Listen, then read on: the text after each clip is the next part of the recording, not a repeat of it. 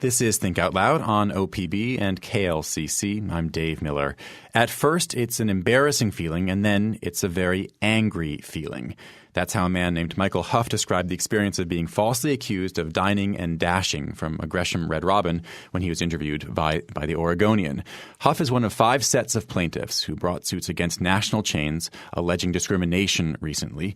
Most of them are African American. They all say that they were targeted specifically because they're people of color. The Portland attorney Jason Kafoury filed all of these suits. He joins us now, along with another one of his clients, Jamal Winchester. It's good to have both of you on the show. Thanks for having us, Dave. Thank you. Jamal Winchester, first, can you describe what happened to you at a Walmart on 82nd Avenue in June? It was just basically any normal day off from work for me. I like to do a lot of fishing. I do a lot of fishing, actually. I planned on going up to Bonneville Dam to do some shad fishing. The shad were running, so it's a really fun fish to catch, actually, and my kids enjoy fishing, so I needed another pole, so I decided to go into Walmart and go grab a pole, actually, and actually had to call my wife and make sure it was fine to be able to grab the pole that I got. But to get her permission for the specific fishing pole? For the pole, yes. Okay. Because I have quite an amount of fishing poles. But it was more like, can I get another? Yeah. Can I have another pole? Okay. Can I have another pole and get some more line? So you go there, you buy the fishing pole. Yes. What happens?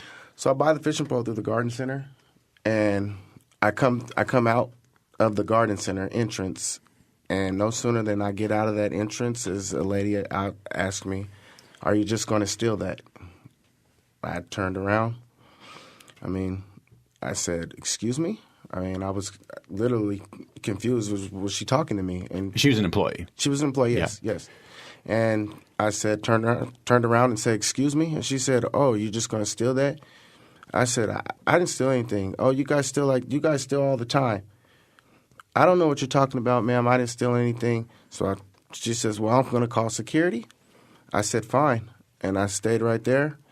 And the next thing I know, I'm surrounded by employees, about 5 employees, security guards telling me not to move. Don't move. If he moves, write his plates down, call the police on me, and this went on for 17 minutes. My understanding from reading some of the reporting is that at one point, that I think it was that first woman, she asked to see the receipt from the fishing pole that you had just bought. Why didn't you give her a receipt? You know what? As it's my right to buy a fishing pole. I went into the store. I have every right not to show my receipt. But the way she asked me, the way she didn't ask me, she accused me. She told me I stole. She never asked to see the receipt. She just accused me of stealing. So there was never a point where she, asked me to see. It was more of a, you stole. She said directly, "Are you just going to steal that?" Do you think if she had approached you differently, if she'd said, "Excuse me, sir, do you mind showing me a receipt?" Do you think this would have gone differently? I think I believe it. I believe it would have went differently. It's all about a mutual respect, and when you treat someone with respect, you get respect, and when you treat someone with disrespect, you kind of get that in return. And what was going through your mind in those 17 minutes when they didn't want you to leave the store or the parking lot? Well, I was really humiliated.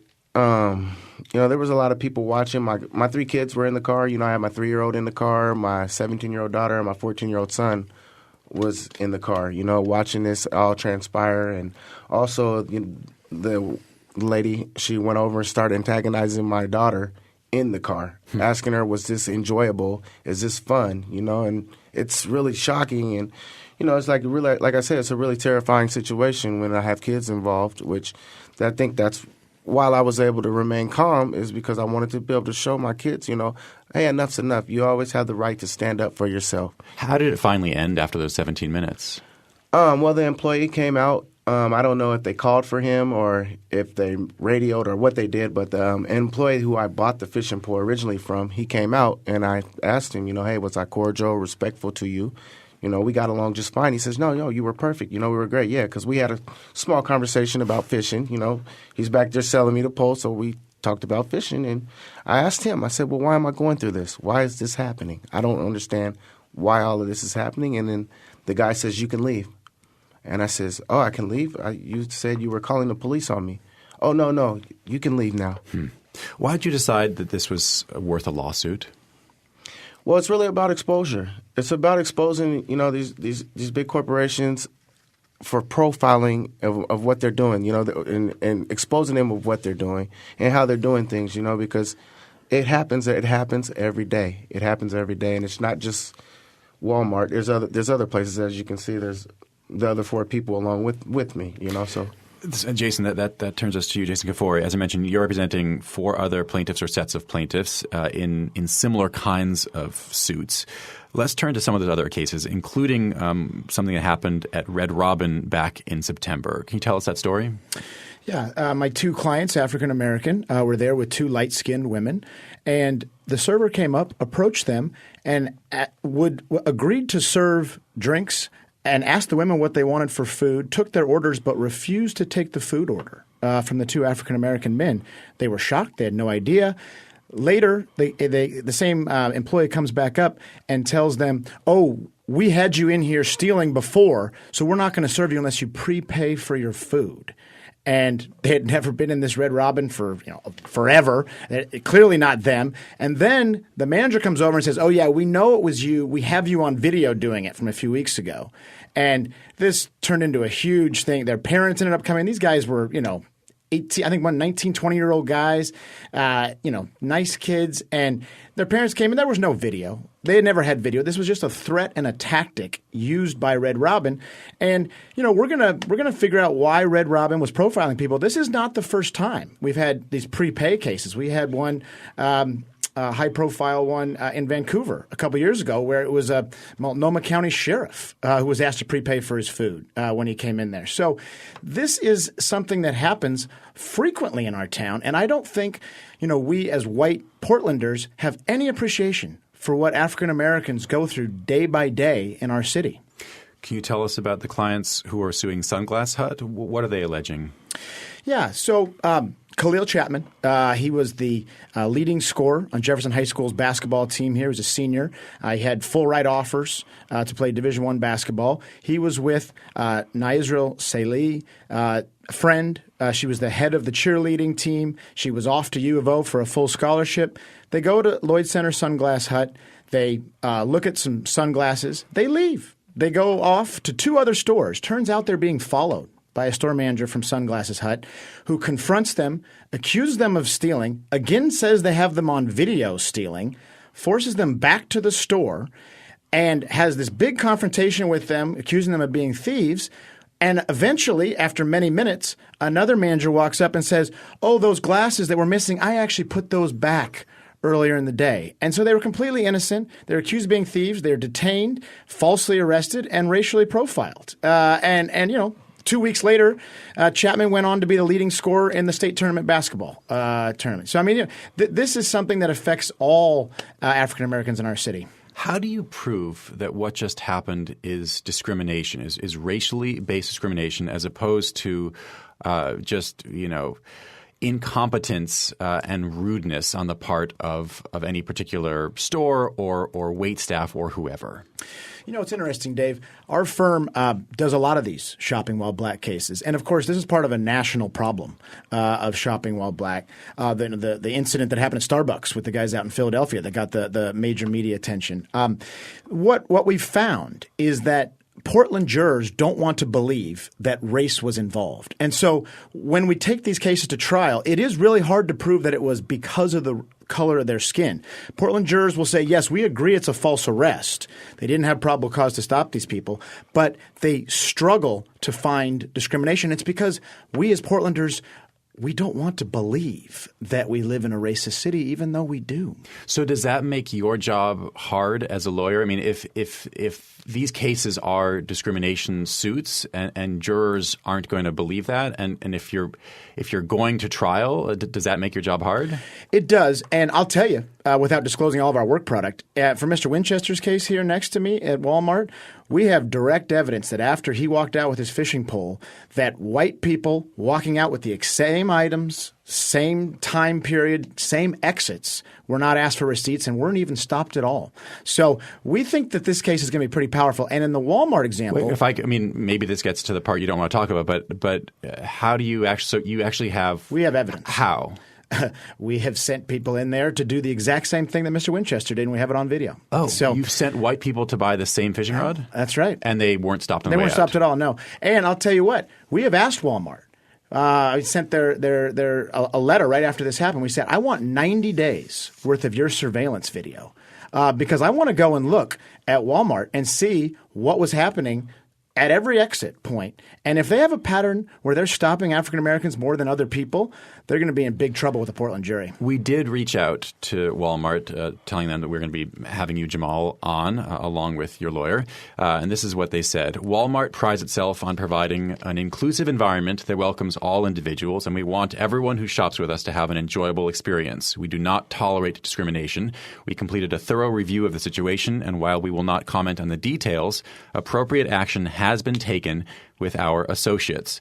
Since this is an active litigation, we will not share additional details, but we have attempted to resolve the matter with Mr. Winchester. Jamal Winchester, that makes me think, just reading this as a layperson, that they've offered you some money. That's normally the way companies try to resolve situations. Is that true? They did make a settlement offer yesterday that they said if we come on air here, we'll be taken off. Okay. But we need to dig in and find out what happened with this. Wait, Walmart. the offer wasn't if you talk about it, it'll be. Oh, it was to try to get you to not come they on said the it's going show. to expire today if we came on the air. Oh. So, yeah. Which I don't think is a very good way to practice. Look, Walmart is a corporation that is the biggest corporation in revenue worldwide. Fortune rated them number one, $468 billion in revenue. Last year, 2017. So we need to find out what happened at this Walmart and whether what happened to my client is happening to other African Americans there. You know, it's interesting that you talk about Walmart's size because while Sunglass Hut and Red Robin or Nike, another company that you're suing, they're all big, not quite as big as Walmart, but they're all national chains. Does what you're talking about happen in smaller independent stores as well? It does. I think, you look at a place like Costco, right? Costco has a policy which every single person has to have their receipts checked, right? That's at least a policy that is universal.